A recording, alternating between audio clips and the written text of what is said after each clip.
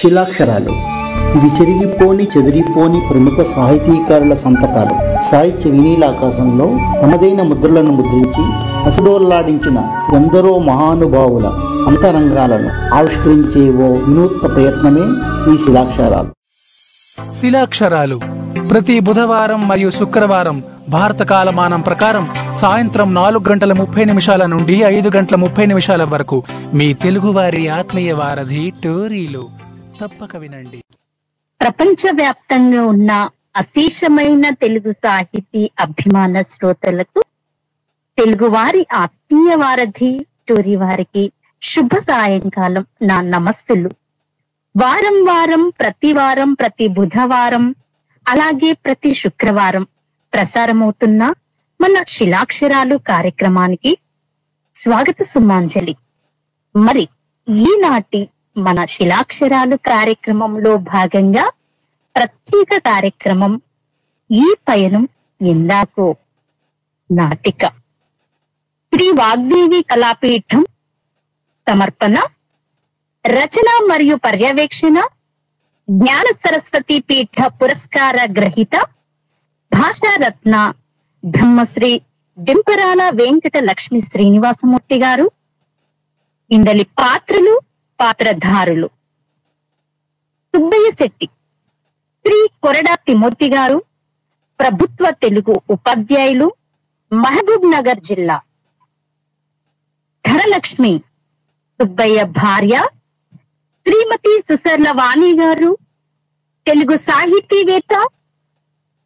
Ranjith shopping mall owner Shrimati Vedala Venkatasesha Lalitya గారు, Poland. Govindu Subbaiah షాపులో పనివారు శ్రీ గన్నోజు గోపాలచారి గారు, ప్రభుత్వ తెలుగు ఉపాధ్యాయులు, నాగర్ కర్నూలు జిల్లా. Charan shopping mall supervisor, Chiranjeevi Srikrishna Kaushal Thoduru, Poland.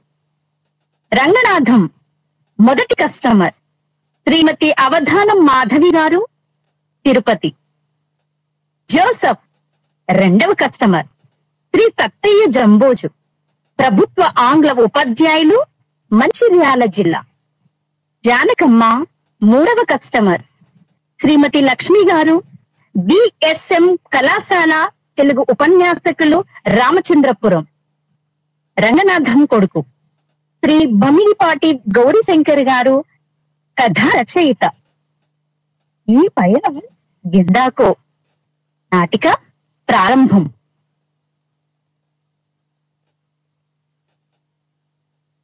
జీవన సౌందర్యానికి సమానమైనది లేనే లేదని కష్టజీవులకు కర్మవీరులకు నిత్యమంగళం నిర్దేశిస్తూ స్వస్తి వాక్యములు సంధానిస్తూ స్వర్ణవాక్యములు సంరావిస్తూ యథార్థ జీవిత యథార్థ దృశ్యం పునాదిగాయిక జనించబోయే భావి వేదముల జీవనాదములు జగత్తుకంతా చౌలిస్తానోయి.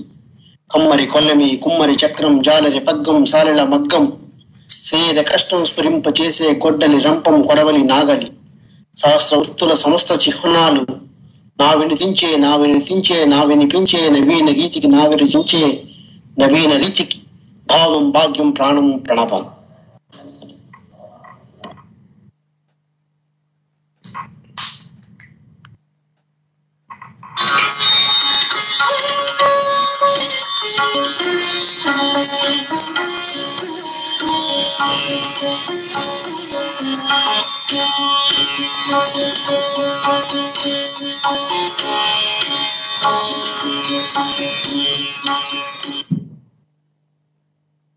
ఎందాకో ఈ పయనం, ఎక్కడికో ఈ గమనం.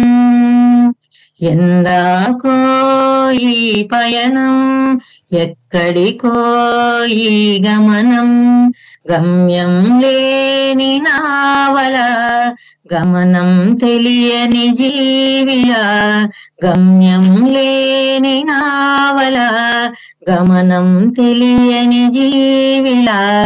జీవన గమనంలో అలసిన బాటసారికి ఎందాకో ఈ పయనం, ఎక్కడికో ఈ గమనం, ఎందాకో ఈ పయనం, ఎక్కడికో ఈ గమనం.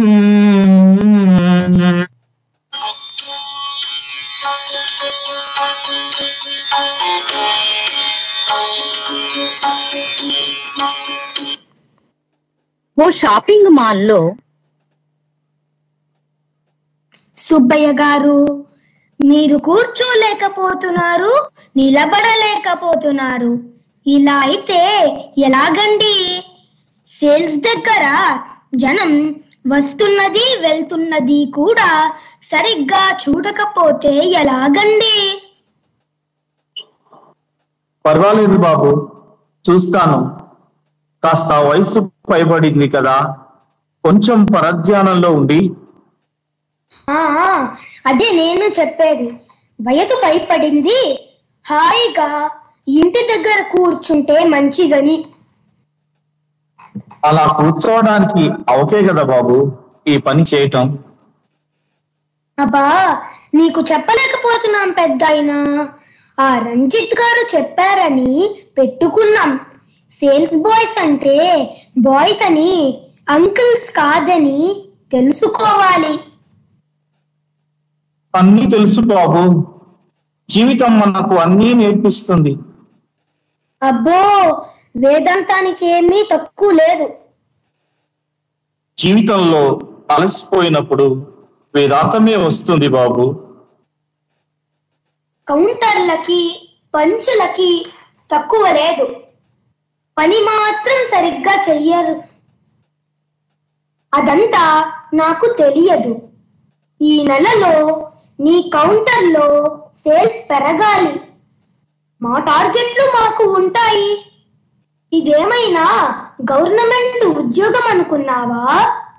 మా మేనేజర్లు నన్ను అడుగుతారు, నేను మిమ్మల్ని అడగాలి కదా.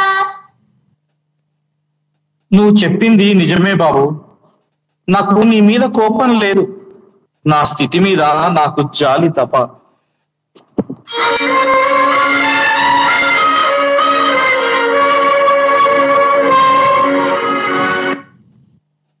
ఏంటి చరణ్, ఏం జరుగుతోంది? ఈయన కస్టమర్లకి సరిగ్గా అటెండ్ అవ్వటం లేదు సార్. వాళ్ళు పట్టించుకోవట్లేదని వెళ్ళిపోతున్నారు. పర్వాలేదులే, మిగతా మీ అందరూ సరిగ్గా పనిచేస్తే సరిపోతుంది. ఎందుకు బాబు నా గురించి నువ్వు మాట పడటం నాకు నచ్చలేదు. నేనే మానేస్తానులే. ఏంటి సుబ్బయ్య గారు మీరనేది? నాకు తెలీదా మీ గురించి? ఎక్కడైనా ఇలాగే ఉంటుంది. మరో షాప్ లో ఇదే పరిస్థితి. అందుకనే. ఎందుకని? బతకడానికి మరో మార్గం లేదు కాబట్టి. మిమ్మల్ని చూసి వ్యాపారం నేర్చుకున్నాం, మీ విలువలు కూడా నేర్చుకోనివ్వండి. ఇప్పుడు వ్యాపారానికి కావలసింది విలువలు కాదు, వాణిజ్యపు హంగులు, ఆర్భాటాలు, భారీ పెట్టుబడులు, ఇలా ఎన్నో ఉన్నాయి. జన సమాజం అలా అలవాటు పడ్డారు. మనం అలా అలవాటు చేస్తున్నాం. ఎంతకాలం నన్ను ఇలా భరిస్తావో చెప్పు. మరో కుర్రాడిని పెట్టుకుంటే సేల్స్ పెరగొచ్చు.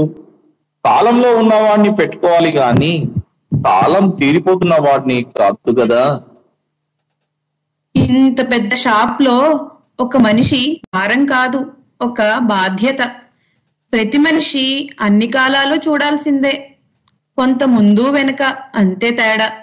మీరింకేమి ఆలోచించకండి. మీకు ఇక్కడ కష్టంగా ఉంటే అక్కడ అకౌంట్ సెక్షన్ లో కూర్చుని లెక్కలు చూడండి, నేను మాట్లాడతాను. అంతేకాని మీరు ఎక్కడికి వెళ్ళక్కర్లేదు. సరే చూద్దాం, ఏదో ఒకటి చెయ్యాలి కదా బతకడానికి. నువ్వు చెప్పినట్టు.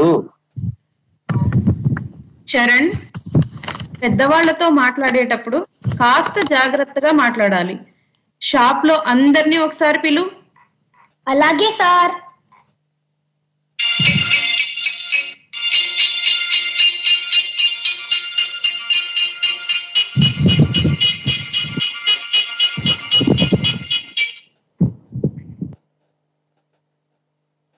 చూడండి, మీ అందరికీ ఈరోజు ఒక విషయం చెప్పాలి.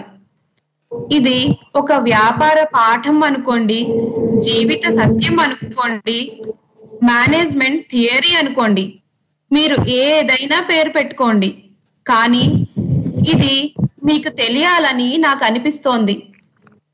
వ్యాపారం అంటే కేవలం వాణిజ్య విలువలే అనుకుంటాం మనమంతా, కానీ అంతకు మించిన మానవతా విలువలు ఉన్నాయి అందులో. కేవలం మోసం చేయడం, సంపాదించడం అసలు వ్యక్తిత్వం కాదు. నిజాయితీగా నష్టపోయినా ఎవరిని మోసం చేయకపోవడమే నిజమైన గొప్పతనం. వ్యాపారం అనే సూత్రానికి నమ్మకమే పునాది. ఇలాంటి ఎన్నో విలువలు నేను నేర్చుకున్నది సుబ్బయ్య గారి నుంచే. ఆయన వ్యాపారంలో నష్టపోయి ఇక్కడ పని చేస్తూ ఉండొచ్చు, నేను 4 షాపులు పెట్టి ఉండొచ్చు. ఆయన పరిస్థితుల వల్ల అసహాయుడై ఉండొచ్చు. అవే పరిస్థితులు నన్ను ఈ స్థాయికి తెచ్చి ఉండొచ్చు. వ్యక్తిగా ఆయన ఎప్పుడూ ఓడిపోలేదు. జీవితం అంటే ఒక ప్రయాణం. అది సాఫీగా సాగాలనే అందరూ కోరుకుంటారు, అది ధర్మం. కానీ అన్నిసార్లు పరిస్థితులు మన చేతుల్లో ఉండవు. ఒడిదుడుకులు ఉంటాయి, ఒత్తిళ్లు ఉంటాయి, కష్టాలుంటాయి, కన్నీళ్లు ఉంటాయి. అప్పుడే మనిషిలోని నిజమైన మనిషితత్వం బయటికి వచ్చేది. సమస్యను చూసి పారిపోవడమా, దాని ముందు నిలబడ్డమా, ఆ రెండోదే చేశారు సుబ్బయ్య గారు. ఆయన ఎవరో తెలుసా? ఈరోజు మీరు పనిచేస్తున్న ఈ షాపింగ్ మాల్ కు నిజమైన యజమాని. ఒకప్పుడు గోకుల్ స్టోర్స్ అని ఉండేది, విన్నారా? అది ఆయనదే. ఇలా ఎలా మారాల్సి వచ్చిందో ఆయన గతం తెలుసుకోండి.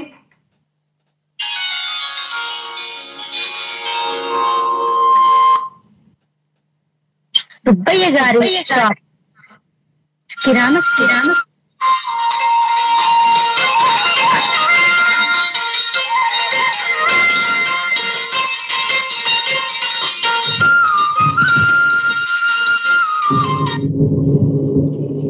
ఏంటండి సుబ్బయ్య గారు, ఈ నెల సరుకులు ఇంకా పంపించలేదు? అది అది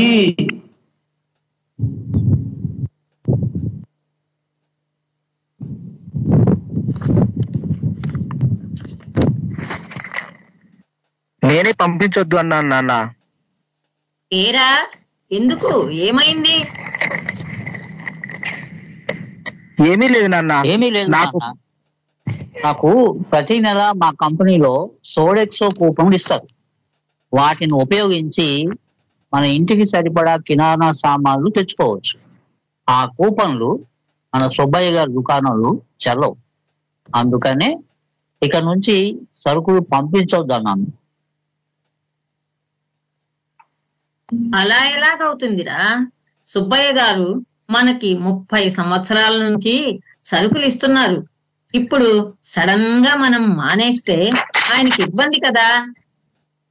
ఆయనకి ఇబ్బంది అని అనవసరంగా అక్కర్లేని సామాన్లు డబ్బులు ఇచ్చి కొనుక్కోలేము కదా నాన్న. రోజులు మారాయి, వాటితో పాటే మనం కూడా మారాలి. మొహమాటాల కోసం అనవసరంగా డబ్బులు వృధా చేయలేం కదా.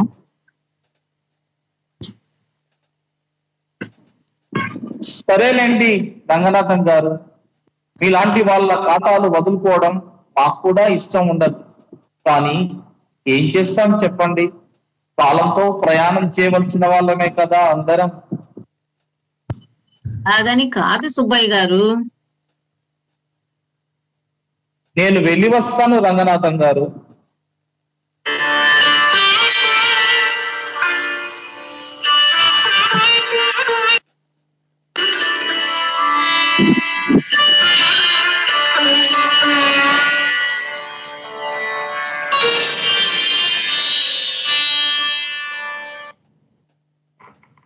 ఏంటి సుబ్బయ్య గారు, ఇంత ఎండలో ఇలా వచ్చారు? అబ్బే ఏం లేదండి, ఈ నెల సరుకుల లిస్టు ఇస్తే మా కుర్రాడి చేత మీ సామాన్లు పంపిస్తాను. ఏమీ అనుకోకండి సుబ్బయ్య గారు. మొన్ననే డిమార్ట్ లో ఏవో ఆఫర్లు ఇస్తున్నారని మా ఆవిడ వెళ్ళి చాలా సామాన్లు తీసుకొచ్చేసింది. అయినా నాకు కొంచెం అగ్గిపెట్టెలు, బ్లేడ్లు కావాలి. నేను సాయంకాలం అటుగా వచ్చినప్పుడు తీసుకుంటాను. మరేం అనుకోకండి. అయ్యా, నేను కూడా మీకు హోల్సేల్ రేట్లకే ఇస్తున్నాను కదా, ఆ విషయం మీకు తెలియంది కాదు. ఏదైనా రేట్లు తేడా ఉన్నా లేదా క్వాలిటీలో తేడా ఉన్నా తమరు నాకు చెప్పొచ్చు. అది నిజమే సుబ్బయ్య గారు. మాకు మీ మీద ఎలాంటి అపనమ్మకం లేదు. కానీ వాళ్ళు ఏవో కార్డులని, కూపన్లని వాళ్ళ దగ్గరికి వచ్చేలా ఏవేవో స్కీములు పెడుతున్నారు. ఒకసారి వెళ్ళామా మళ్ళీ అక్కడే కొనేలా చేస్తున్నారు. దానికి తోడు ఒక కిరాణం ఏమిటి, అన్నీ అక్కడే చక్క పెట్టేస్తున్నారు. మొన్న మా వాళ్ళు కిరాణా సామాన్లకని వెళ్ళిన వాళ్ళు ఉదయం వెళ్ళి రాత్రికి దిగబడ్డారు. దానిలోనే సినిమాలు, దానిలోనే షికారులు, తిండ్లు, వేషాలు, ఇలా ఎన్నో. ఏం చెప్పమంటారు చెప్పండి. హాయిగా ఆ సుబ్బయ్య గారికి చీటీ ఇస్తే ఇంటికి పంపుతారు కదా అంటే వింటున్నారా? చెప్పలేకపోతున్నాను. మీరు ఏం అనుకోకండి. సరే సార్, నేను వస్తాను.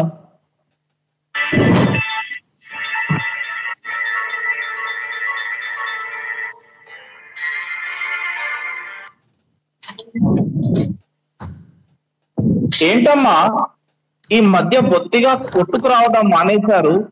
ఊరిగ్గాని వెళ్ళారా ఏమిటి? లేదండి, ఈ మధ్య మా అమ్మాయికి పెళ్ళయింది కదా. మా అల్లుడు డిఫెన్స్ లో పనిచేస్తాడు. వాళ్ళకి క్యాంటీన్ లో అన్ని సామాన్ల మీద మంచి డిస్కౌంట్లు ఇస్తారు. అందుకని అక్కడ నుంచే తెచ్చుకుంటున్నాం. ఏంటమ్మా జానకమ్మ, మీరు కూడా అలా అనేస్తే ఎలాగమ్మా? ఎన్నో ఏళ్ల నుంచి ఈ కాలనీలో మిమ్మల్ని అందరినీ నమ్ముకొని వ్యాపారం చేసుకుంటున్నాను. అందరూ తలా ఒక కారణం చెప్పి నా దగ్గర కొనడం మానేస్తే మేము ఎలా బతకాలి చెప్పండి? ఒకసారి ఆలోచించండి. మీరు చెప్పింది నిజమే సుబ్బయ్య గారు. కానీ కొనుక్కునేవాడు ఎప్పుడు ఏం ఆలోచిస్తాడు? 1 రూపాయి ఎక్కడ తగ్గుతుందా అని. ఇన్నాళ్ళు మేము మీ దగ్గరే కొన్నాం కదా. ఇప్పుడు మా అమ్మాయికి పెళ్ళవడం వల్ల తప్ప మాకు మీరు అంటే ఏమైనా కోపమా చెప్పండి? అది ఏదో డిఫెన్స్ అల్లుడు దొరికాడు కాబట్టి. కానీ లేదంటే మీ దగ్గరే కొనేవాళ్ళం. మీరేం అనుకోకండి.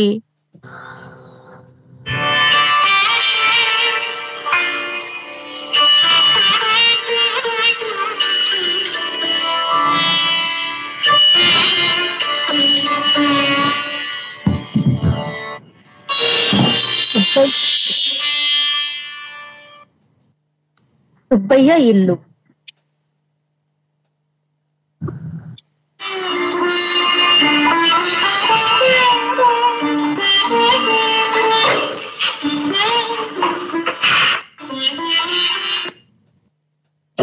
ఏంటండి అలా దిగాలుగా ఉన్నారు?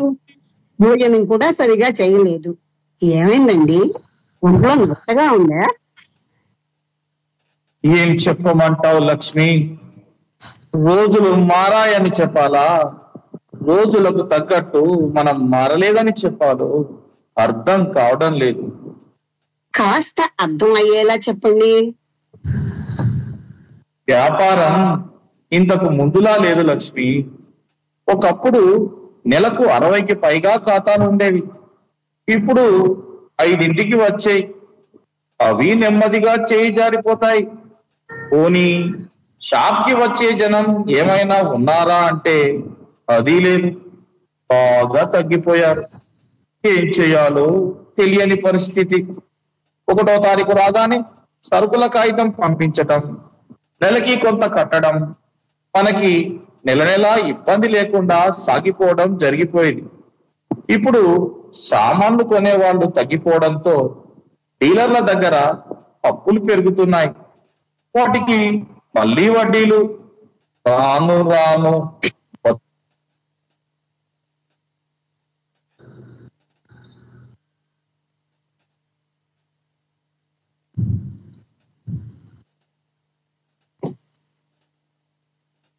అయితే ఇప్పుడు ఏం చేద్దామంటారు?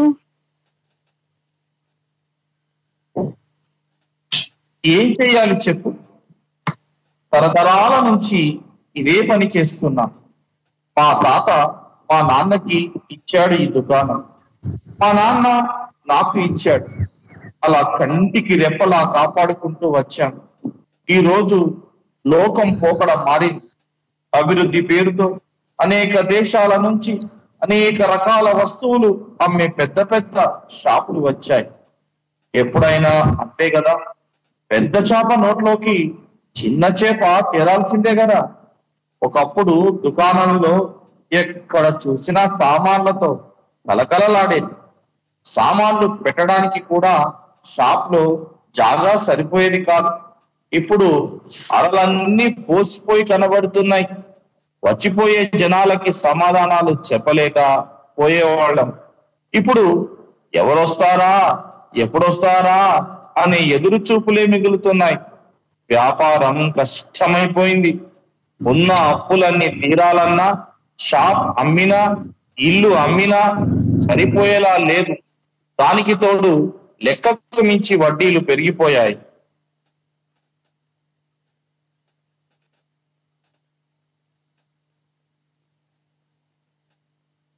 అయితే ఇప్పుడు ఏం చేద్దామంటారు? మొన్న మధ్య రంజిత్ వస్తే చెప్పాను, షాప్ అమ్మకానికి చూడమన్నాను. చాలా బాధపడ్డాడు. అప్పులు చేసి తప్పుడు పనులు చేసేవాడి కన్నా అప్పులు తీర్చి పస్తులుండేవాడే నిక్కార్సైన మనిషి అని నాకు అనిపిస్తుంది అని చెప్పాను. కానీ ఇన్నాళ్ల నుండి ఉన్న ఈ జీవనోపాధిని వదిలేస్తే ఇప్పుడు ఏం చేస్తామండి? చెప్పండి మీరు.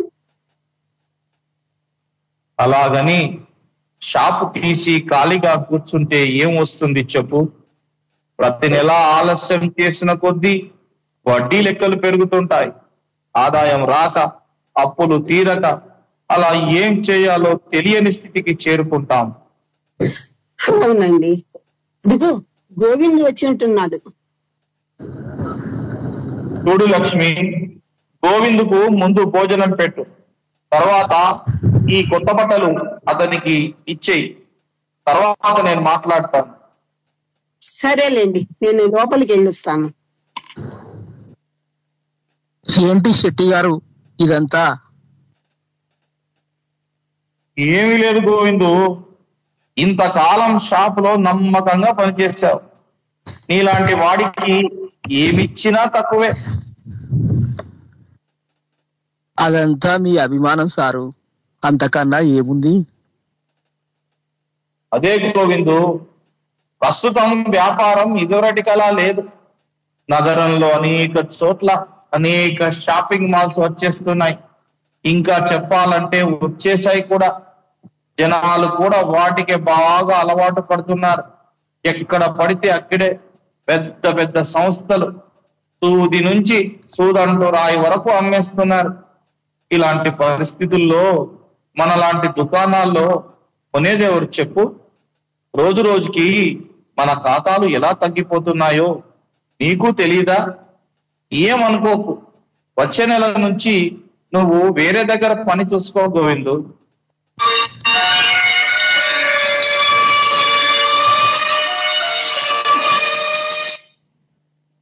అదేటయ్యా అలాగంటారు? నేను ఏం తప్పు చేశాను? 20 ఏళ్ల దగ్గర నుంచి మీ దగ్గరే పనిచేస్తున్నాను. మీ షాప్ ని నా సొంత ఇంటిలా కాపాడుకుంటూ వచ్చాను. ఏ రోజైనా ఒక పూతిక పుల్లైనా పోయిందా? ఇప్పుడు మీరు హఠాత్తుగా బయటికి పొమ్మంటే ఎక్కడికి పోతాను బాబు? ఏం చేయడానికి నాకు పెద్దగా చదువు కూడా లేదని మీకు తెలుసు కదా. నేను చదివిన 4 క్లాసులకు నాకు ఎవరు పని ఇస్తారు బాబు? బాబు, ఎప్పుడు సంకురాత్రికి ఇచ్చే బట్టలు ఇప్పుడే ఇస్తున్నారని సంబరపడాలా? రేపటి నుంచి ఎక్కడికి పోవాలో తెలియక ఏడవాలో అర్థం కావటం లేదు. గోవిందు, నేను చెప్పింది నీ మంచికేనయ్యా. ఉంటుందో ఊడుతుందో తెలియని షాప్ లో పని చేయడం వల్ల ఏంటి లాభం చెప్పు? నీలాంటి వాటిని నేను మాత్రం వదులుకోగలనా?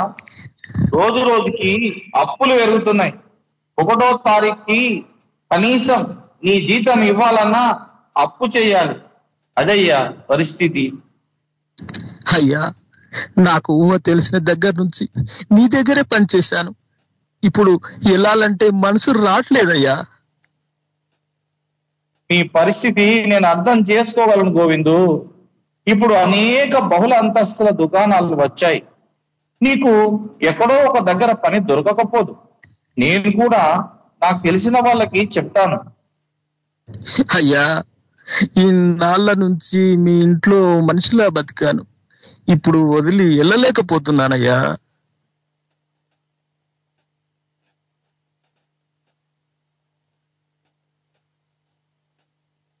వెళ్ళలేకపోతున్నాను.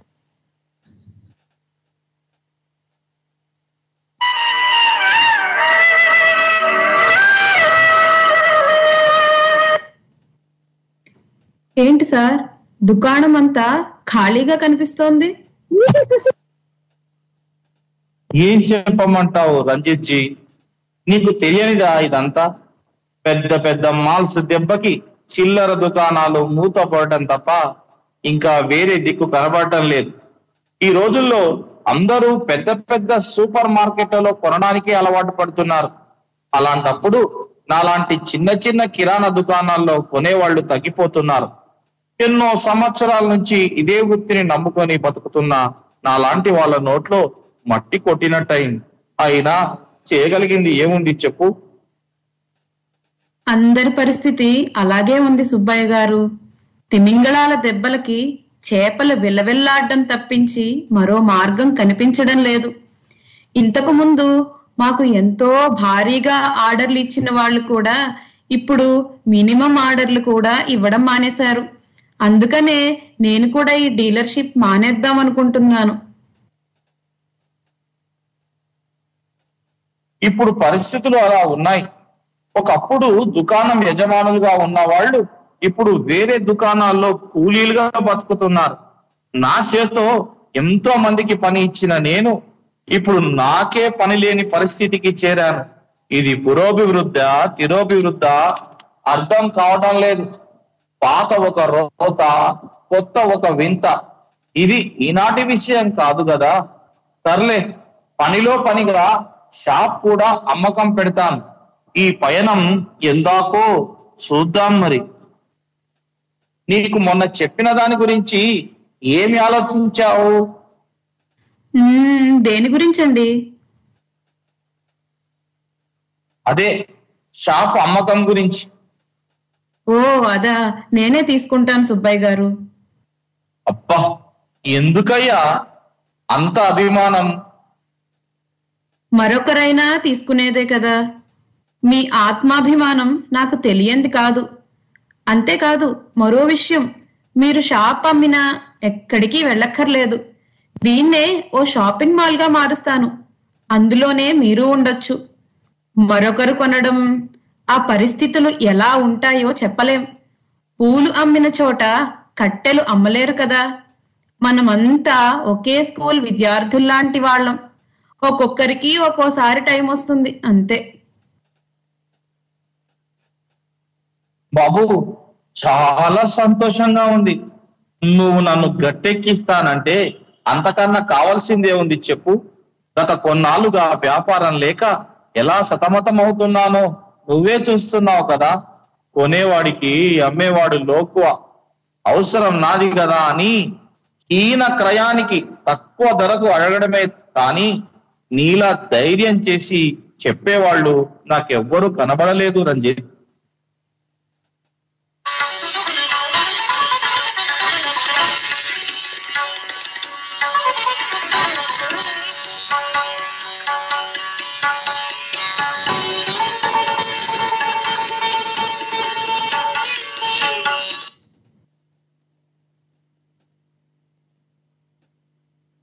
అది జరిగింది. ఇప్పుడు చెప్పండి, ఈ మాల్ ఎవరిది? అభివృద్ధి పేరుతో ఆకాశానికి నిచ్చెనలు వేసి కూలిపోతున్న కులవృత్తుల్ని సమాధి చేయడాన్ని ఏమనాలి? దానికి ఏ పేరు పెట్టాలి? ఇది పురోభివృద్ధ? ఈ పయనం ఎందాకో చూడాలి.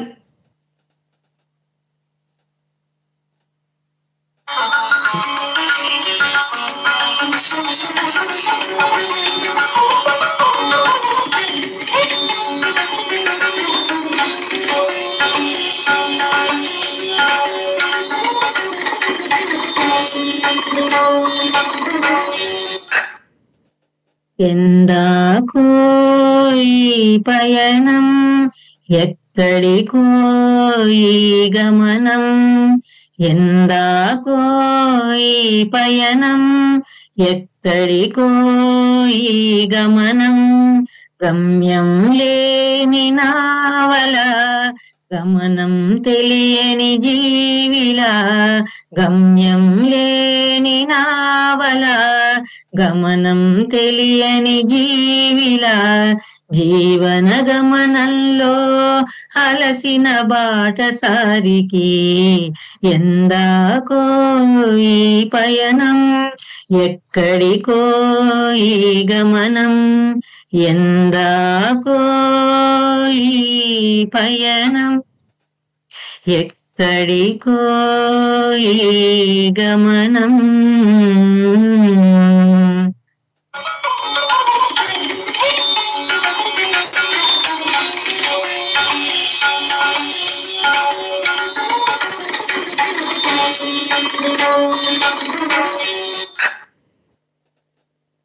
ఇప్పటి వరకు మీరు ఈ పయనం ఎందాకో నాటిక విన్నారు కదా.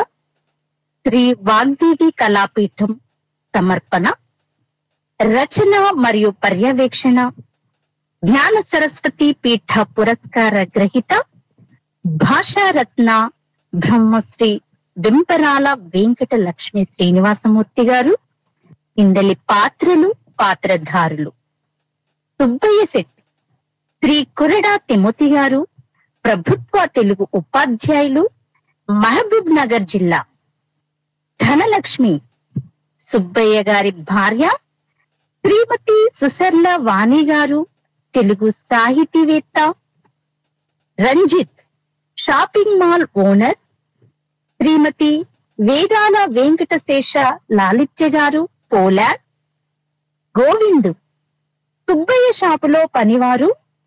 శ్రీ గన్నోజు గోపాలచారి గారు, ప్రభుత్వ తెలుగు ఉపాధ్యాయులు, నాగర్ కర్నూలు జిల్లా. Charan, shopping mall supervisor.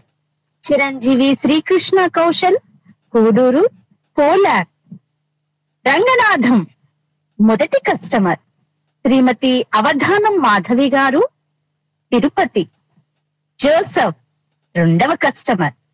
Shri Sattaiah Jamboju, ప్రభుత్వ ఆంగ్ల ఉపాధ్యాయులు, మంచిర్యాల జిల్లా. జానకమ్మ, మూడవ కస్టమర్. శ్రీమతి లక్ష్మి గారు, డిఎస్ఎం కళాశాల, తెలుగు ఉపన్యాసకులు, రామచంద్రపురం. రంగనాథం కొడుకు శ్రీ భమిడిపాటి గౌరీశంకర్ గారు, కథా రచయిత. మరి ముఖ్యంగా సాంకేతికంగా సహకారం అందించిన వారు శ్రీమతి వెంకటశేష లాలిత్య గారికి ప్రత్యేక ధన్యవాదాలు. అలాగే మరి మరొక వారంలో రచయిత శ్రీ పెంపరాల వెంకట లక్ష్మి శ్రీనివాసమూర్తి గారి విశ్లేషణ, అలాగే పాత్రలు, పాత్రధారుల అంతరంగాలు, అనుభూతులు వారి మాటల్లో తెలుసుకుందాము. ముఖ్యంగా శ్రీ వాగ్దేవి కళాపీఠం నిర్వహిస్తున్న అంతర్జాతీయ, అంతర్జాల మహాభారత పోటీలలో భాగంగా శ్రోతలందరికీ కూడా ఒక విషయాన్ని తెలియచేయబోతున్నాను. ముందు వారాలలో తెలియచేసినట్టుగానే మరి మరొకసారి మన శ్రోతల కొరకు కథా నీరాజనం రెండవ పర్యాయం శ్రీ వాగ్దేవి కళాపీఠం నిర్వహించడం అభినందనీయం. కథ చెబుతారా అనే శీర్షికతో చక్కటి మహాభారత కథలను చెప్పడానికి మీరు సిద్ధంగా ఉన్నట్లయితే తప్పకుండా మరి మీరు సంప్రదించవలసిన చరవాణి సంఖ్య 9335616105. WhatsApp number 8520 973202. మరి శ్రీ వాగ్దేవి కళాపీఠం అంతర్జాతీయంగా అంతర్జాలంలో నిర్వహించేటువంటి ఈ యొక్క మహాభారత కథల పోటీలలో మీరందరూ కూడా పాల్గొని ఈ కార్యక్రమాన్ని విజయవంతం చేయాలని నేను ఆశిస్తున్నాను. ముఖ్యంగా మనము వింటే భారతం వినాలి, తింటే గారెలే తినాలి అన్నది లోకోక్తి అవునా? అలాగా భారతంలో ఉన్నదే లోకంలో ఉంది, అందులో లేనిది లోకంలో ఎక్కడా లేదు. మహాభారతం గురించి చెప్పడానికి ఇంతకన్నా గొప్ప విశేషణాలు అక్కరలేదు. మహాభారతంలోని కథలు నిత్య జీవన సంఘర్షణలే. యుగాలు మారినా, తరాలు మారినా నిరంతర జీవన స్రవంతిలో మనకి అనేక విధాలుగా తారసపడే పాత్రలు ఎన్నెన్నో. అలాంటి ఎన్నో విశేషాలు, మరెన్నో కథలు అలనాటి నుంచి నేటి వరకు కూడా మనల్ని పలకరిస్తూనే ఉంటాయి. ఒకప్పుడు నిజంగా మన ఇళ్లల్లో మన తాతలు బామ్మలు చెప్పిన ఎన్నో కథలు మనకు అలా గుర్తుకొస్తూనే ఉంటాయి కదా. మరి అలాంటి మహాభారత కథల్లోని కొన్నింటిని మన శ్రీ వాగ్దేవి కళాపీఠం ఎంపిక చేయడం జరిగింది. మరి ఇంకెందుకు ఆలస్యం, ఈ కథలన్నీ చక్కగా చదివి చెప్పడమే కాకుండా ఈ కథా నీరాజనం మహాభారత సహస్రాబ్ది ఉత్సవాల పరిపూర్ణం చేసుకుంటున్న ఈ తరుణంలో మరి ఈ కథా శ్రవణం మరింత రమణీయం కాగలదని నేను ఆశిస్తున్నాను. మరి ఇందులో పోటీ విభాగంల విషయానికి వస్తే అర్జున విభాగం 5 సంవత్సరాల నుండి 10 సంవత్సరాల వయసు వారికి ఈ పేరుతో సూచించడం జరిగింది. అలాగే 11 నుంచి 20 సంవత్సరాల వయసు వారికి శ్రీకృష్ణ విభాగం అనే పేరుతో సూచిస్తూ, అలాగే 20 సంవత్సరాల పైబడిన వారందరికీ కూడా భీష్మ అనే విభాగం పేరుతో సూచిస్తూ ఈ కథల పోటీలు నిర్వహించడము జరుగుతుంది. ముఖ్యంగా శ్రీ వాగ్దేవి కళాపీఠం చేస్తున్నటువంటి ఈ అద్భుతమైనటువంటి కార్యక్రమాలన్నీ కూడా ఎన్నో ఉన్నాయి. మరి మీరందరూ కూడా ఈ వాగ్దేవి కళాపీఠం నిర్వహించేటువంటి కథా నీరాజనం 2వ పర్యాయం కథ చెబుతారా అనేటువంటి ఈ శీర్షికతో ఉన్నటువంటి ఈ కార్యక్రమాన్ని విజయవంతం చేస్తారని మరొకసారి నేను ఆశిస్తున్నాను. జూన్ మొదటి తేదీ నుంచి ప్రారంభమైంది. మరి దరఖాస్తు ముగింపు చేసుకునేటువంటి తేదీ జూన్ 20వ తేదీ. మరి మీ అందరూ కూడా ఈ పోటీలలో పాల్గొనడానికి ఎలాంటి వయోపరిమితి కూడా లేదు. ఈ ప్రపంచంలో ఎక్కడ నివసించే వారైనా సరే పాల్గొనవచ్చు. కాబట్టి శ్రోతలందరూ కూడా మరొకసారి గమనించవలసిందిగా ఆశిస్తున్నాను. చరవాణి సంఖ్య 9331356105. WhatsApp number 8520973202. ఇంకా ఆలస్యం చేయకుండా వెంటనే సంప్రదించండి. ధన్యవాదములు. మరొక ముఖ్య విషయము తీసుకున్నట్లయితే శ్రీ గారు అని పిలవబడే మరి శ్రీరంగం శ్రీనివాసరావు గారి జూన్ 15వ తేదీన మరి వారి వర్ధంతి సందర్భంగా ముందుగానే మన శ్రోతలకి తెలియచేస్తున్నాను.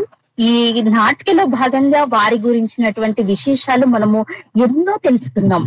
శ్రమైక జీవన సౌందర్యానికి సమానమైనది లేనే లేదని నాటిక ప్రారంభంలో ఎంత చక్కటి విశేషాన్ని తెలియచేయడం జరిగింది. ప్రముఖ తెలుగు కవి, విప్లవ కవిగా సాంప్రదాయ ఛందోబద్ధ కవిత్వానికి ధిక్కరించినటువంటి వారిగా, అభ్యుదయ రచయితల సంఘం అధ్యక్షులుగా, విప్లవ రచనల సంఘం స్థాపక అధ్యక్షులుగా, ఇటు సినిమా పాటల రచయితగా, మహాప్రస్థానం అతని రచనల్లో పై మనసులో ఉన్న మాటలు రాసేటువంటి గొప్ప ప్రముఖ తెలుగు కవిగా చెప్పుకోవచ్చు. మరి అలాంటి వారి గురించినటువంటి విశేషాలను ఈ రోజు మన శిలాక్షరాలు కార్యక్రమంలో తెలియచేయడము చాలా చాలా సంతోషము. ముఖ్యంగా శ్రీశ్రీ తన రచనా వ్యాసంగాన్ని తన 7వ ఏటనే ప్రారంభించడము, తన మొదటి గేయాల పుస్తకము 8వ సంవత్సరంలోనే ప్రచురించడం చాలా చాలా అది అభినందించవలసిన విషయం.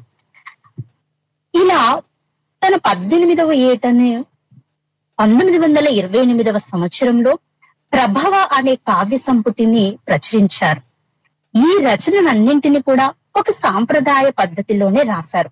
తర్వాతి కాలంలో సాంప్రదాయకమైనటువంటి గ్రాంధిక శైలి, ఛందస్సు వంటి వాటిని అన్నింటినీ కూడా పక్కన పెట్టి మన వాడుక భాషలో మాత్రా ఛందస్సులో చక్కగా కవిత్వం రాశారు. ఇలా చేయడం కూడా గురజాడ అడుగుజాడ అని అతను ఒక మాటలో ఒకానొక సందర్భంలో వారు చెప్పారు. ముఖ్యంగా మహాప్రస్థానం విషయం తీసుకున్నట్లయితే 1950వ సంవత్సరంలో మొట్టమొదటిసారిగా ప్రచురితం అవ్వడం జరిగింది. ఇందులో మహాప్రస్థానమే కాకుండా ఇటు జగన్నాథుని రథచక్రాలు కావచ్చు, బాటసారి కావచ్చు, భిక్షు వర్షియసి మొదలైన కవితల సంపుటి అది అని మనం చెప్పుకోవచ్చు. ముఖ్యంగా ఆధునిక తెలుగు సాహిత్యంలో ఈ కావ్యం అత్యున్నత స్థానంలో నిలిచి నిజంగా శ్రీశ్రీని మహాకవిగా చేసిందని చెప్పడంలో ఎలాంటి అతిశయోక్తి కూడా లేదు.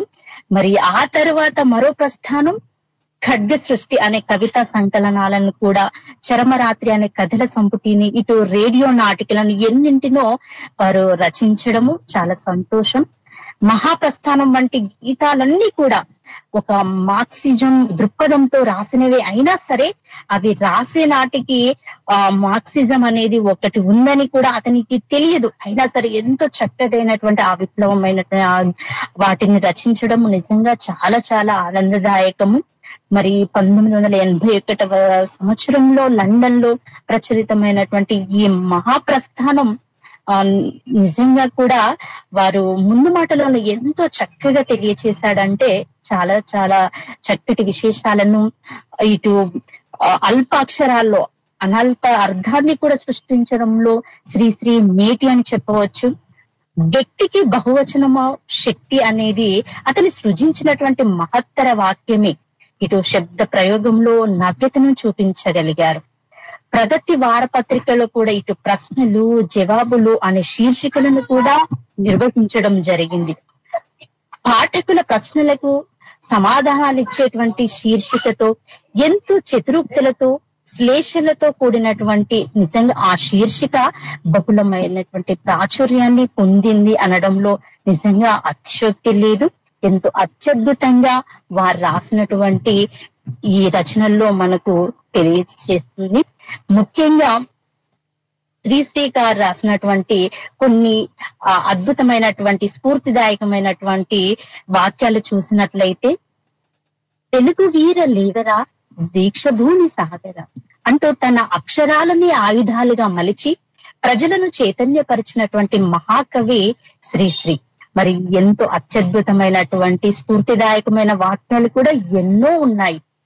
ఎముకలు క్రుల్లిన వయసు మళ్ళిన సోమరులారా చావండి అని శ్రీశ్రీ ప్రస్థానంలో చక్కగా తెలియచేశారు.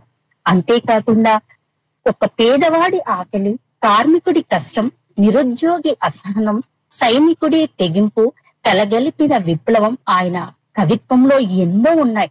ఇలాంటి మరెన్నో విషయాలు కూడా వారి మాటల్లో, వారి స్ఫూర్తిదాయకమైనటువంటి విషయాల్లో ఎన్నో చెప్పారు.